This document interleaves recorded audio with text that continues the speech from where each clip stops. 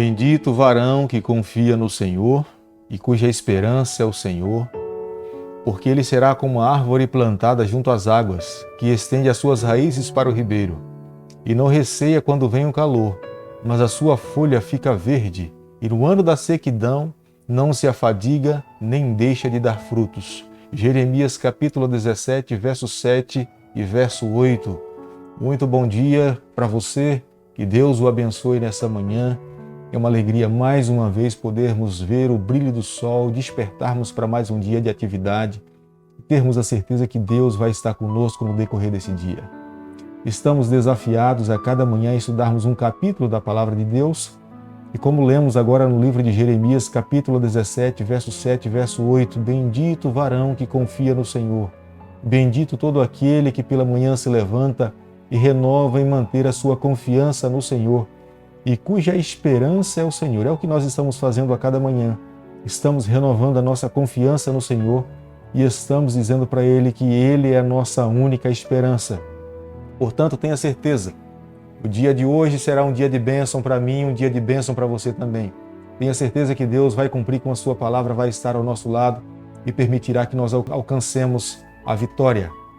Convido você nesse momento, nós estamos estudando a segunda epístola do apóstolo Paulo e estamos já aqui terminando, estamos no capítulo 12, falta mais um capítulo e quero convidar você a abrir a sua Bíblia no capítulo 12, no verso 1. Se é necessário que me glorie, ainda que não convém, passarei as visões e revelações do Senhor. Possivelmente aqui o apóstolo Paulo, ele começa escrevendo a sua carta aos irmãos ali da igreja de Coríntios, falando do privilégio que Deus lhe permitiu de receber visões e as revelações. Porque na igreja de Coríntios havia alguns apóstolos, falsos apóstolos, que se diziam também ter recebido de Deus algumas visões e algumas revelações. E o apóstolo Paulo aqui agora, além de falar do privilégio, ele também menciona do sofrimento que um dia ele recebeu na vida para que ele pudesse viver uma vida humilde e dependente do Senhor. O apóstolo Paulo estava aqui no capítulo 12, no verso 1, ensinando aos líderes e à igreja de Coríntios como lidar com pessoas difíceis dentro da igreja.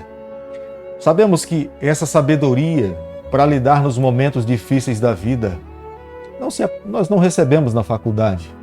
Não são os livros que nos ensinam como receber essa sabedoria, ter paciência. Esta é uma obra do Espírito Santo na vida de todo aquele que depende do Senhor, que tem uma vida em comunhão com o Senhor. Aqueles que estão em Cristo recebem de Deus esses dons inefáveis que nessa terra nós não conseguimos encontrar. Podemos ver isso claramente na Bíblia, no livro de 1 Reis, capítulo 3, o verso 16 ao verso 28, quando duas mães se apresentaram diante de Salomão, uma delas com o filho morto e a outra com o filho vivo, mas ambas falavam que o filho vivo era o filho delas. É quando então nós conhecemos a Bíblia que Salomão pede uma espada e fala que vai partir a criança no meio, e a mãe verdadeira consequentemente se volta para o rei e fala não, que ele não morra, pode conceder a criança para outra mãe. E é quando Salomão consegue distinguir quem era a mãe verdadeira. Nós não conseguimos nessa terra encontrar sabedoria tamanha. Sabemos perfeitamente que, para lidarmos nos momentos difíceis da nossa vida, somente Deus, através do Espírito Santo, pode conceder sabedoria para que nós possamos distinguir.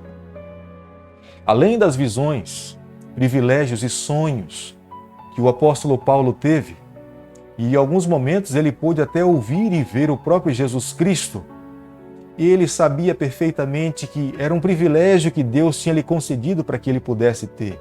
E creio que qualquer um de nós, nos dias em que nós vivemos, se alguém também tivesse esse privilégio de ter visões, sonhos e poder ver a face do nosso Salvador Jesus Cristo, o nosso coração por algum momento poderia se ensoberbecer. E esse é o termo que ele usa aqui na sua carta aos irmãos ali da igreja de Coríntios. Mas para que isso não acontecesse, ele menciona, e está na Bíblia, no capítulo 12, o verso 7, e para que não me ensoberbecesse, com a grandeza das revelações, foi-me posto um espinho na carne, mensageiro de Satanás, para me esbofetear, a fim de que não me exalte. Satanás colocou um espinho na carne do apóstolo Paulo. E naquele momento, Deus se valeu daquele instrumento para manter o apóstolo Paulo um ser humano mais dependente do Senhor. E quando então ele tinha sofrimentos, dores na sua vida, ele se refugiava na pessoa de Jesus Cristo. Os teólogos não sabem ao certo que tipo de enfermidade era que o apóstolo Paulo sofria. Nos apegamos à palavra de Deus no livro de Gálatas, capítulo 4, verso 15, e acreditamos que ele tivesse algum problema de visão. Ele estava tendo alguma dificuldade para escrever e é por isso que ele fala com grandes letras vos escrevo. Mas outros acreditam que ele sofria de epilepsia, outros acreditam que ele tinha um outro tipo de enfermidade, de repente no estômago ou em uma outra parte no corpo, ou até perseguições pessoais que ele sofreu, ele então denominava como sendo um espinho na carne. Mas o fato é que Deus se valeu daquele sofrimento para que o apóstolo Paulo vivesse uma vida dependente do Senhor. Acredito, amigo, que nessa manhã, ao nos acordarmos aqui, iniciarmos o nosso dia, nós precisamos entender a maneira como Deus age com o ser humano. Deus muitas vezes permite que algum sofrimento, que o próprio Satanás possa nos trazer alguma tormenta, para que nós nos voltemos para Ele, para que nós vivamos uma vida mais dependente do Senhor. Portanto, no dia de hoje, quando se deparar com alguma luta, com algum sofrimento, com alguma dificuldade, lembre-se que Deus está preparando um povo, Deus está preparando uma igreja. Deus quer salvar a todos e muitas vezes Ele permite que Satanás possa tocar na vida de alguém, como aconteceu na vida de Jó, para que nós possamos reconhecê-lo, para que nós possamos amá-lo mais, para que nós possamos estar mais perto dele, para que nós possamos receber a salvação. E o apóstolo Paulo conseguiu compreender.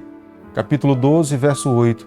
Por causa disso, 3 vezes pedi ao Senhor que o afastasse de mim. Ele clamou a Deus, falando: Senhor, por favor, para que eu possa me tornar um melhor pregador, que eu consiga melhor pastorear, me cure, me liberte desse espinho na carne. E no verso 9, a resposta do Senhor é que a minha graça te basta. E o apóstolo Paulo aprendeu a conviver com aquele sofrimento, reconhecendo que ele tinha que a cada dia renovar a sua confiança no Senhor. Mas nessa manhã, eu falo para você e para mim, nós não precisamos receber um espinho na carne para que nós possamos nos voltar para Deus. Hoje, em sã consciência, nos dias em que nós estamos vivendo e nos encontramos, o que nós temos que fazer é buscarmos, nos voltarmos para os pés do nosso Salvador e clamarmos por Ele a cada dia. Fazendo isso, tenho certeza que Deus verá que a nossa vida está completamente voltada para Ele, mesmo no meio do povo remanescente de Deus, nos dias em que nós nos encontramos. Existem algumas pessoas que se consideram mais sábias, mais inteligentes, mais capazes do que outras. Da mesma forma, muitos cristãos têm sido enganados por homens fraudulentos que visam apenas os seus bens. Mas a preocupação de Paulo e do verdadeiro cristão deve sempre procurar o bem-estar das outras pessoas. É o que fala a Bíblia no capítulo 12, no verso 19. Nós precisamos olhar para o nosso semelhante como sendo um candidato não concorrente para as mansões celestiais.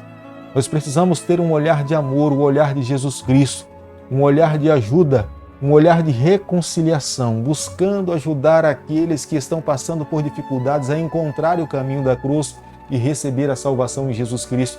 E o apóstolo Paulo estava levando os irmãos ali da igreja de Coríntios ter esse olhar para com aqueles que eram mais carentes e que estavam dentro da igreja. E no capítulo 12, o verso 20, ele fala: temos, pois, que, indo ter convosco, não vos encontre na forma em que vos quero, e que também vos me acheis diferente do que esperáveis, e que haja entre vós contendas, invejas, iras, porfias, distrações, intrigas, orgulhos e tumultos. O apóstolo Paulo sabia perfeitamente que todas essas características que ele menciona aqui, que são características da carne, endurece o nosso coração. É sinônimo de fracasso espiritual.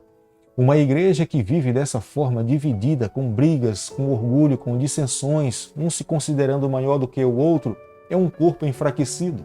É uma igreja que não vai alcançar muito êxito no seu crescimento, na sua caminhada cristã, é um remanescente que não vai alcançar a bênção do Senhor.